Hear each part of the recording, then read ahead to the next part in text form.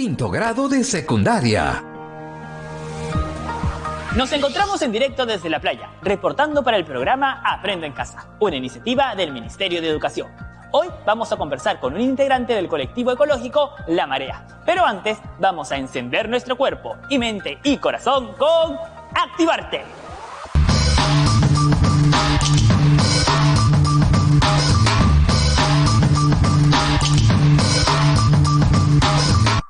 Hola, soy Gabriela y esta vez vamos a realizar una secuencia de movimientos consciente. ¿Sabes a qué me refiero?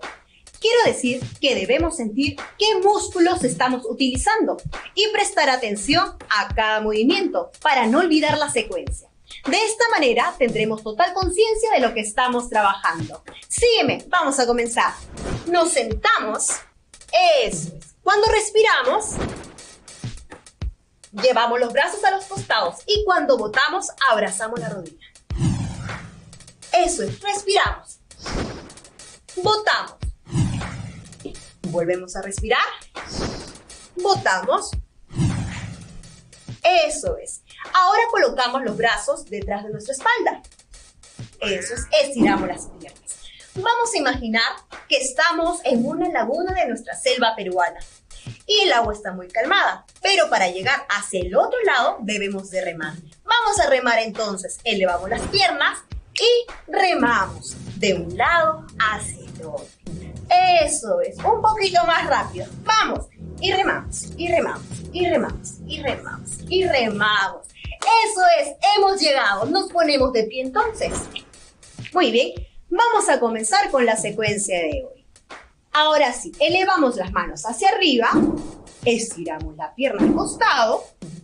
Eso es, muy bien. Ahí, mantenemos el equilibrio. Ahora nos vamos hacia. Eso es, muy bien. Siempre respiro. Ahora sí. Regreso, juntamos. Ahora ponemos las manos en el pecho y elevamos la pierna. Eso. Equilibrio, equilibrio. No nos caemos. No nos caemos. Eso es. Ahora, hacia el otro lado. Vamos. Y, muy bien. Miramos para allá. Perfecto. Siente cómo el aire ingresa a tus pulmones. Regresamos.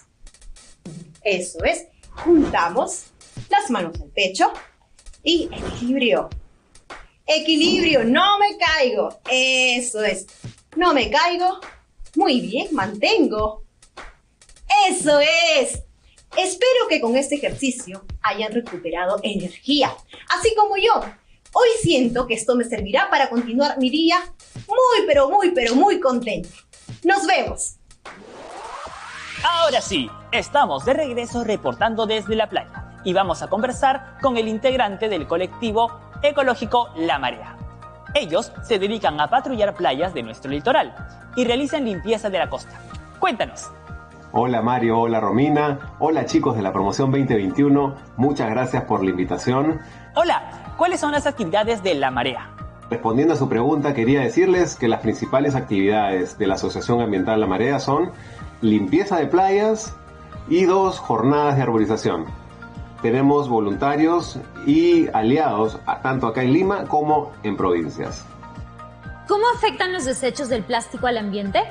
Gracias por la pregunta, Romina. Sí, efectivamente, estos desechos, estos residuos, no solamente contaminan nuestro mar, nos hacen daño a nosotros mismos, los seres humanos, sino que también, lamentablemente, ciertos peces y aves confunden estos residuos en alimento y al ingerirlos, lamentablemente, algunos de ellos mueren. ¿Qué acciones podemos realizar para ayudar a mejorar esta situación? Gracias, Mario, por tu pregunta. Y acciones que podemos tomar en casa, les voy a dejar 3 consejos. El primero, reciclar. El segundo, compostar. Y el tercero es hacer ecoladrillos. Muchísimas gracias, Romina. Muchísimas gracias, Mario. Muchísimas gracias, Aprendo en Casa. Yo soy Checho de La Marea. Los invito a seguirnos en nuestras redes sociales, @LaMareaGrupo en Instagram y Facebook. Vamos con todo. Gracias por contarnos sobre tus acciones. Ojalá que cada vez más peruanas y peruanos seamos conscientes de este enemigo con el que convivimos.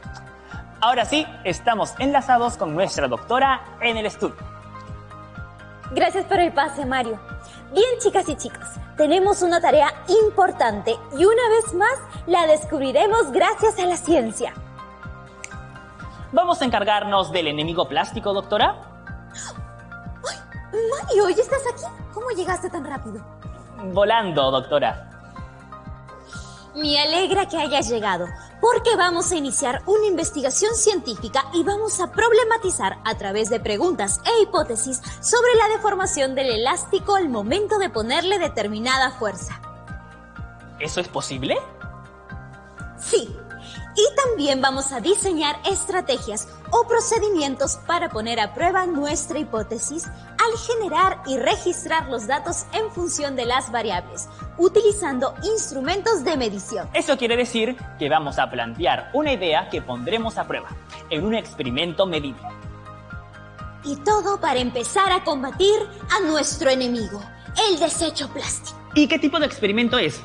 ¿Qué es lo que queremos saber? ¿Qué tipo de estudios se realizan a los materiales que componen, por ejemplo, una botella de plástico? Pues se pueden realizar análisis químicos y físicos. Por ejemplo, químicos para saber si sus componentes son tóxicos y físicos para saber cómo se comporta el material, si se diluye, si se dobla o si se rompen fácilmente. Empecemos por sustentar. ¿Por qué le estamos llamando nuestro enemigo? Algunos tipos de plásticos demoran como mínimo 200 años en degradarse. ¿Nos ayuda con esta investigación, profesor? Hola Mario. Hola doctora.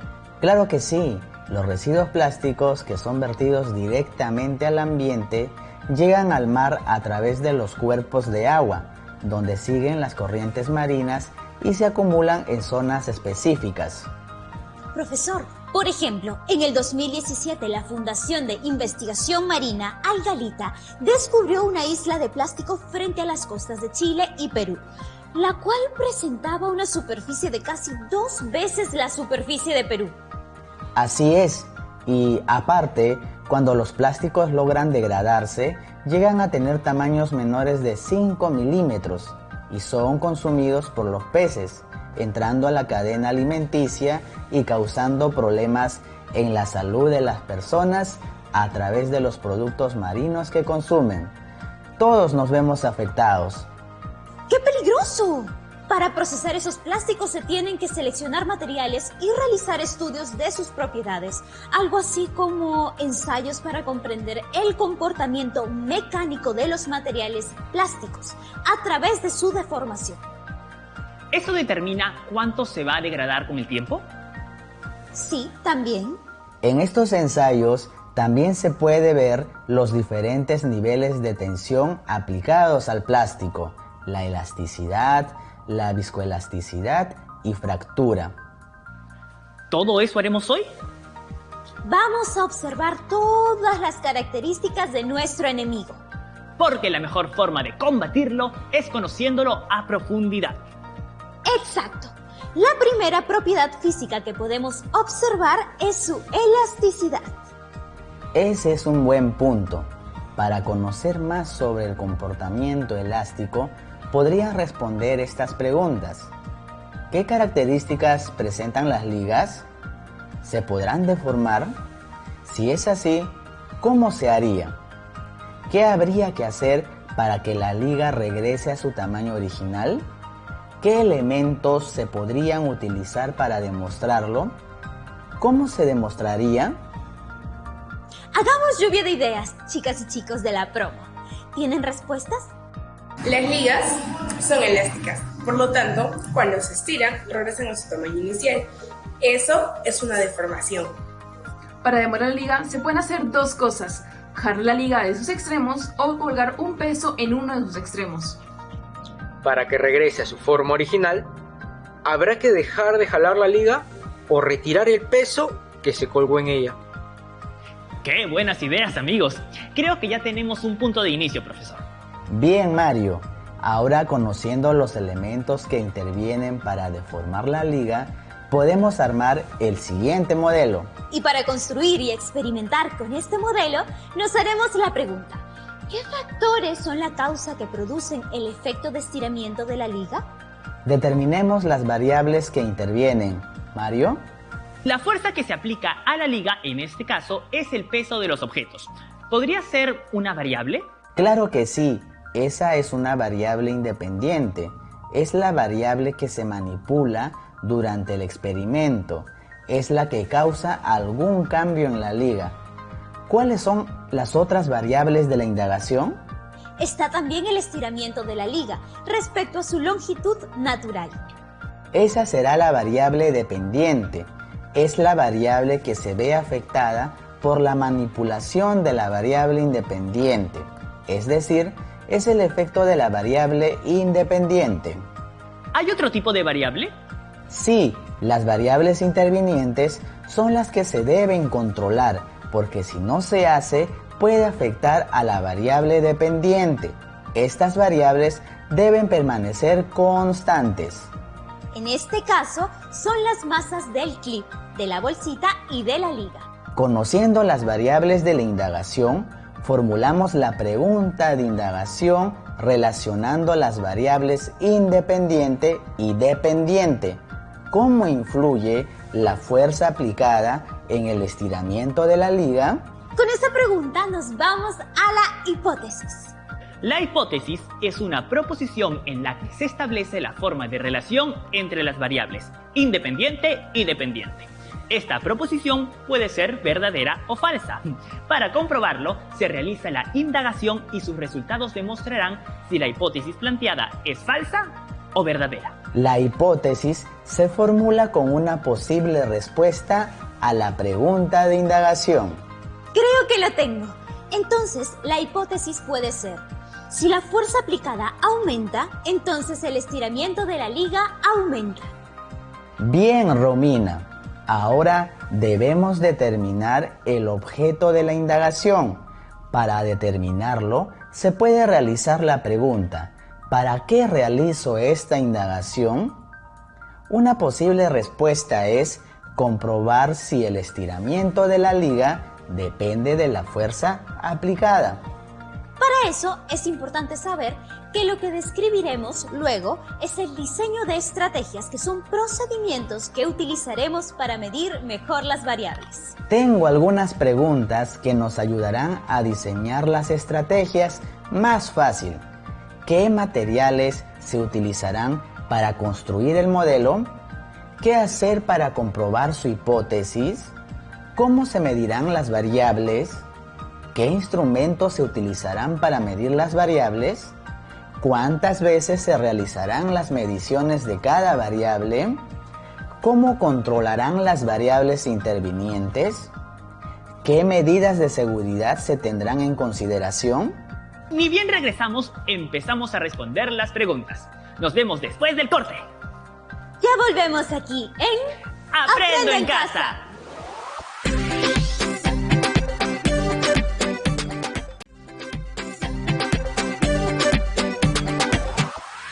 Estamos de vuelta. Ahora sí, ya tenemos todo para seguir experimentando. Para hacer la construcción del modelo y los instrumentos para medir, vamos a necesitar cartón, madera, pared o superficie donde se colgará la liga, tornillo o clavo, liga, bolsita reciclada, clip, también canicas, piedras, objetos pequeños que serán los pesos que deformen la liga, regla, cinta métrica para medir las longitudes y balanza para medir las masas de los cuerpos. Los objetos que podemos utilizar para deformar la liga pueden ser también cantidades fijas de agua medidas en tazas medidoras, cuya masa es equivalente en números al volumen. Por ejemplo, un cuarto de taza son 62,5 mililitros, que equivalen en números a 62,5 gramos aproximadamente.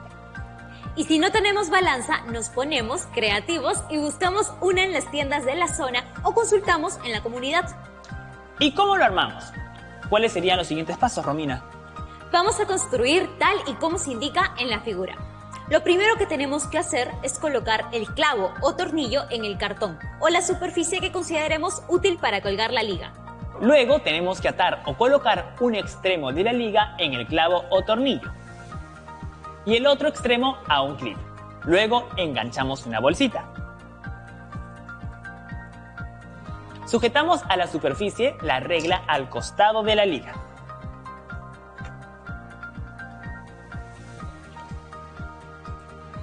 Y para continuar con la indagación, primero debemos conocer cómo obtendremos el peso de los cuerpos que representa a la fuerza aplicada para estirar la liga. Se preguntarán, ¿qué es el peso? Pues es la fuerza de atracción que ejerce la Tierra sobre todos los cuerpos debido al campo gravitacional local. Bien, vamos a calcular el peso con la siguiente expresión matemática. P igual m por g, n, es decir, peso igual a masa por aceleración de la gravedad. El peso se expresa en newton, n. Eso significa que P es el peso y se mide en newtons, n. M es la masa y se mide en kilogramos, kg. Y g es la aceleración de la gravedad, que es igual a 9,81 metros por segundo al cuadrado, m sobre s al cuadrado. Exacto. Así podemos medir, por ejemplo, una masa que tiene 30 gramos y convertir los gramos a kilogramos. 30 gramos igual a 0,03 kilogramos. Entonces, el peso es igual a m por g, es decir, peso igual a 0,03 por 9,81 igual 0,29 n newtons. No debemos olvidar que la medición de longitudes tiene que hacerse utilizando una regla. Al medir, los ojos tienen que estar alineados con el objeto para ver directamente el instrumento de medida, que en este caso es una regla. Todo esto con el fin de registrar correctamente la longitud del estiramiento, tal como se observa en la figura. Si miramos desde arriba, es incorrecto. Se puede ver un valor mayor al valor real de la medida. Si se mide viendo desde abajo, también es incorrecto. Será un valor menor al valor real de la medida. Atentos, que estos cuidados son muy importantes para continuar con la indagación. ¿Y cómo se deformará la liga?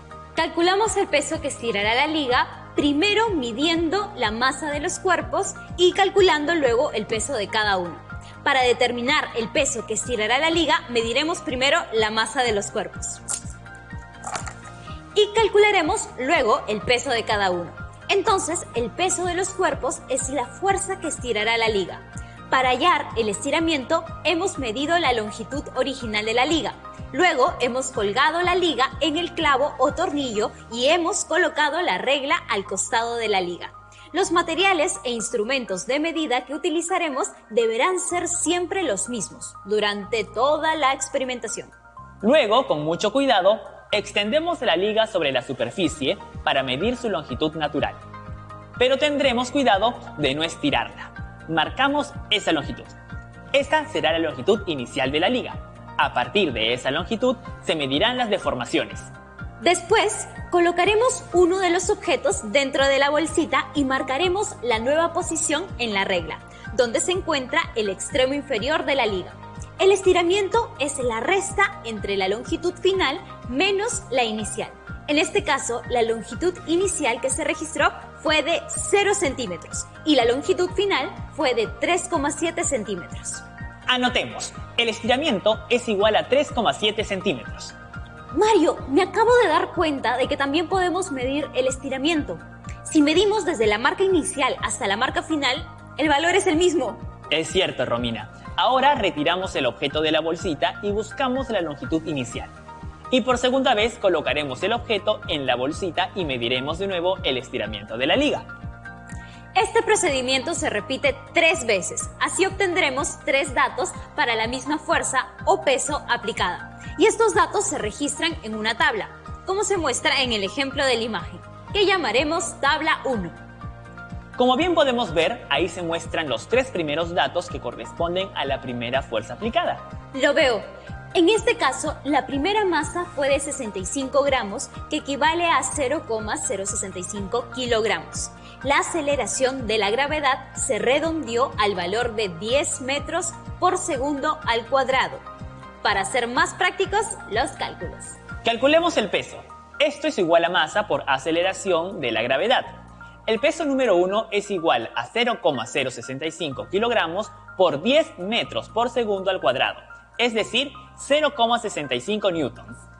A la tabla 1 la llamaremos estiramiento promedio.